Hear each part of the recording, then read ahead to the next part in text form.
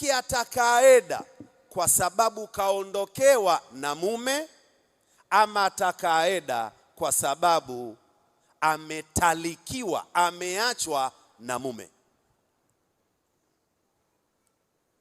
Hizi ni aina mbili za eda, lakini eda yenyewe pia hiyo ni aina, inagawanyika katika vigawanyo vitatu.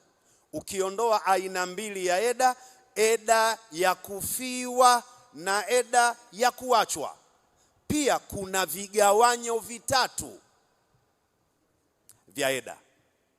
Yani katika mifumo ya utekelezaji kuna iddatu hamlin na kuna iddatu shahrin na kuna iddatu iqra'in.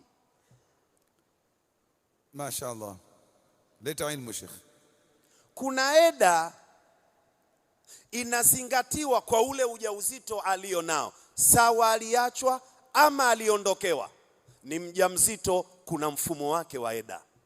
Mjamzito hata kama imethibitika ujauzito wake una wiki, huyu mjamzito ana mfumo wake wa kutekeleza eda.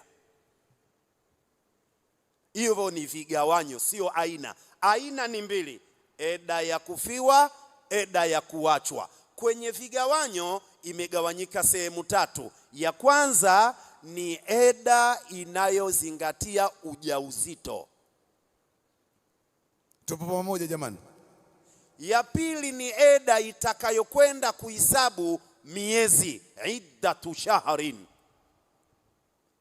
Na ya tatu iddatu iqra'in, ni eda itakayozingatia utwahara baada ya masika.